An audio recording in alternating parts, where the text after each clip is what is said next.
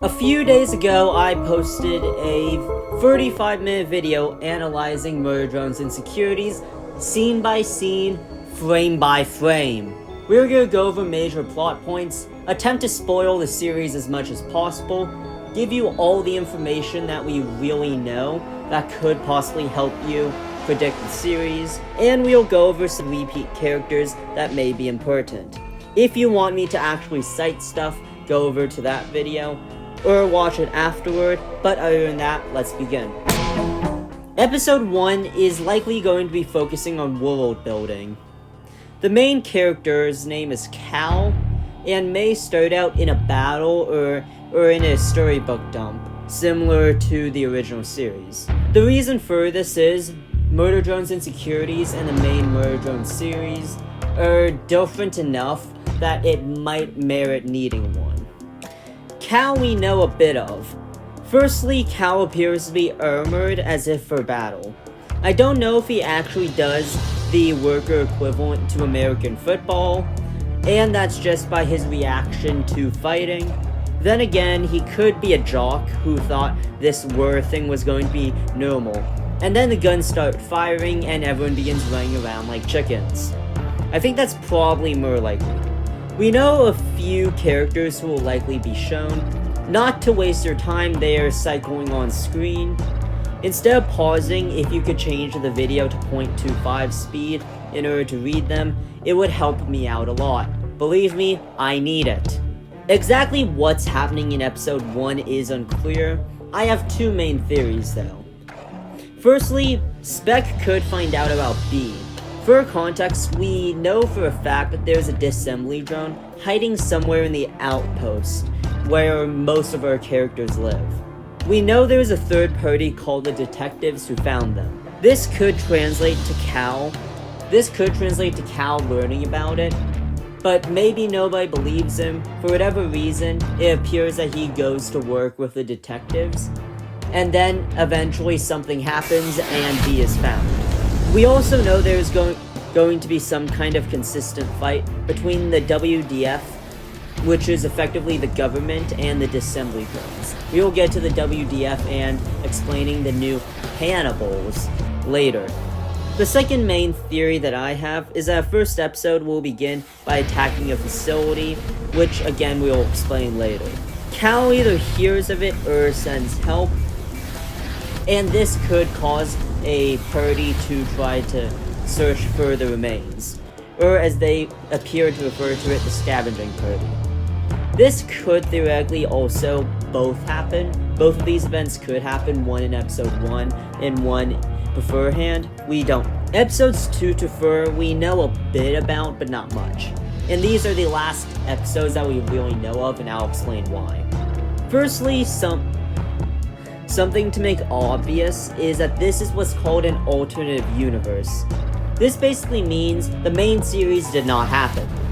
For the purposes of this video, I'll be acting like it is not an alternative universe, just so that I can base their lore off of the Murder Drones lore, and assume they have a similar magic system. Because if not, it becomes near impossible to analyze it, especially once the first episode comes out. Which I will be analyzing, so subscribe to watch it. Or just come back in 10 months or so. My guess for the reason that they made it an AU is because of problems with the Murder Drones lore. If you do not believe the Murder Drones lore has problems, Uzi switches from wanting to save other workers to eating them alive and then forgetting because of a funny joke. Also, they are being consistently eaten alive after the events of episode 8, so something evidently happened there. Because of different things like this, and the fact that they could have Sin spawn a planet out of thin air, and nobody would question it, I think they decided to ditch the original lure for this new one, just so they could control it. Also, if you hear a dog in the background, no you do not. B, like I mentioned earlier, is an added disassembly drone. B was a part of the Elliott Manor kitchen staff, and due to mistreatment has become extremely loyal to Cynthia. We know for a fact that B hides in the settlement Cal lives, or at least B hides at some point. I can't see it being N or J because of how many times... What? I think it just turns off its lights after a certain point. Usually it's on the floor, so I never noticed that. Anyways, I don't think the audio got worse, but let's be honest, it can't get much worse than this, so it'll be fine. There are a large number of renders about scenes where V is evidently having an effect, and the marketing seems to be around this event. I think it happens within the first 4 episodes because of this, because generally these animation groups do not have the budget or the time to begin animating more than that in advance. For instance, at this point, Glitch didn't either. Glitch basically only had episode 1 for most of their trailers and stuff. I can see this going 2 real ways. It's either going to be in the first episode as world building, to show the evil and chaos that the disassembly drones are firsthand, and the second way is that happens in the 3rd or 4th episode, which is what I go into more detail in the longer video. We don't need to in this video. Just know that this gives more options for plot structure, better chances for the protagonist to be active, you know, better plot stuff, which is why I don't think it will happen. Also, episode 2 to 4 of Murder Drones is where they go into a Lovecraftian horror. In theory, Murder Drones is a Lovecraftian horror, as MDI is a military. So I think we might see a similar pattern on how they split their episodes. We don't know. Next, we're gonna go over repeat characters, because let's be honest, that's probably why you came here. The creators are stingy about info when it comes to repeat characters, especially Uzi. Nobody can ever guess why. We know J and N will be coming back with new voices. We know that they're essentially main characters in episode 3, though how exactly they're gonna do that is unknown. I have theories in a longer video, though those are more conspiracy theories than anything else. J and N, I believe, will be fighting B. They mentioned that their group was fighting for first place in the corridor, so maybe it had to do with that. Uzi's very existence is hard to set up, since you'd effectively have to rewrite the character, or you could just make plot holes 8 different times. Uzi's character, like I mentioned, already switches on a dime to what the plot needs, so I wouldn't be too surprised if Uzi comes in at some point. Khan is slightly different. Rather than protecting others with doors somewhat passively, he protects them more actively with weapons. This is a fairly good shift in my opinion. He is implied to be at least high rank compared to Cal, again, our main character, though if he's the absolute leader is really unknown. We also know Khan's story specifically has been changed more so than the others, but how, again, we don't know. There's not much other info at this point, so I'll be giving you general things that should help out when analyzing or trying to guess further into the series, as well as just generally being useful to know. At the time of writing that last video, there were 4 main groups we could outline. Outpost 3, the WDF, the detectives, and the disassembly drones. We can currently outline 7.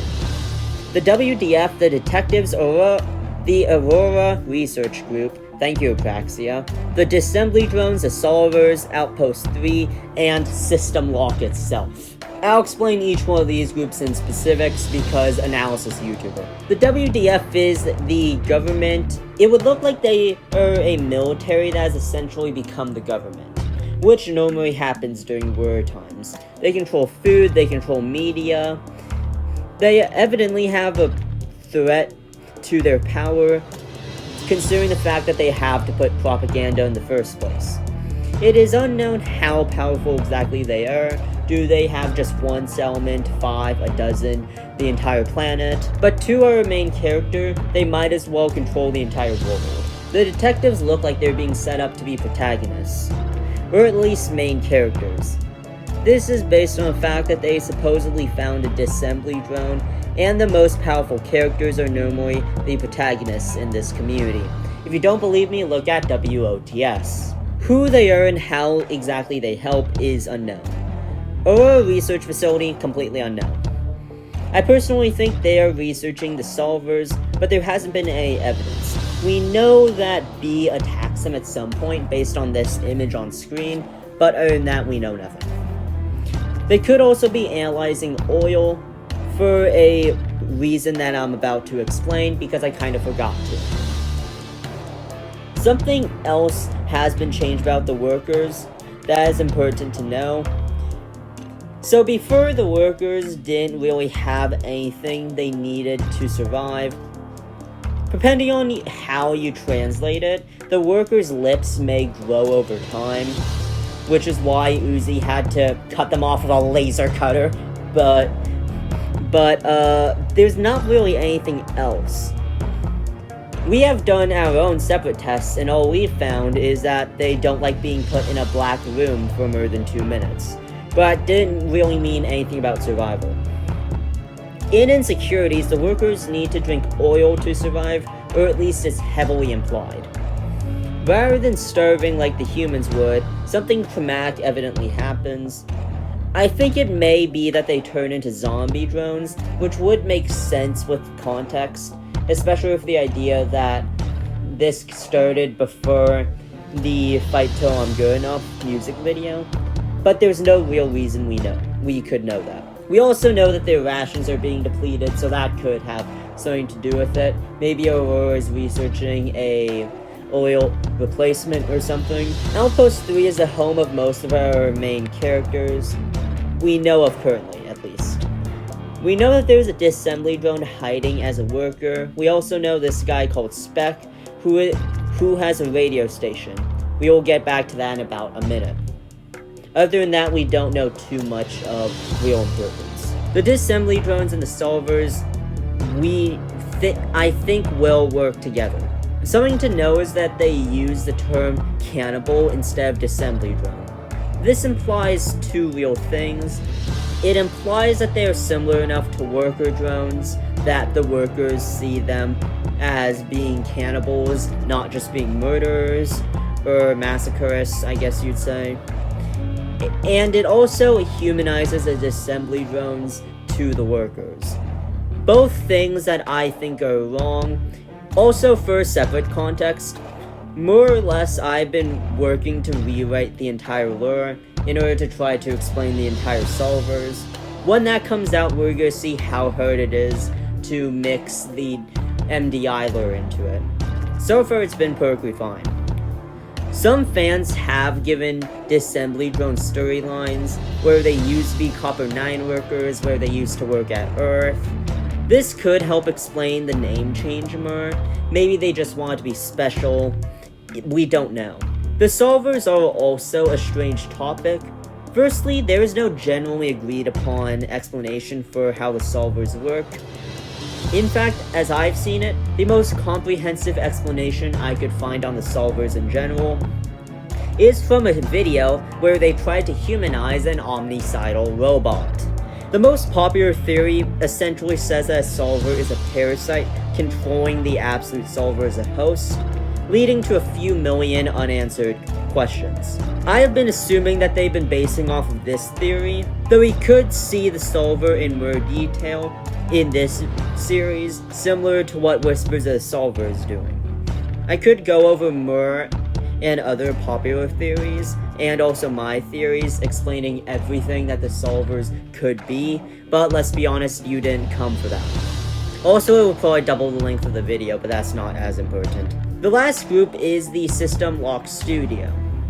Either by accident or on purpose, the System Lock team has canonized themselves into the lore. If you notice the common assumptions in that plated intro, yeah, that's on purpose. I haven't studied the two newest videos, so there may be more info that we don't know of, but here's what we know for a fact. We know that they're inside a computer, or that they're streaming onto a computer. We know they have at least 3 disassembly drones in their facility. They have canonized their videos as broadcasts, which have been hijacked by canonical characters, specifically Spec in one of the videos. Exactly why they were doing this is unknown. It could just be because lore is lore, but who knows. That is the majority of the major information. Check out the 35-minute video in the end, although you'll probably want to put that in the background of gaming or something, because the editing was not good due to some, well, let's just say I made half of it in 3 days. The next video is going to be going over the major 5 Murder Drones fan projects, similar to what this video is. So come back in a few weeks to see that, or subscribe to just automatically be notified. And you have to ring the bell for that, so I'll also be doing a larger series that will be analyzing all the major communities in much greater detail than even Murder Drones has been so far. That video is going to be very long, so if you want to see it, just subscribe and wait. Other than that, goodbye and God bless.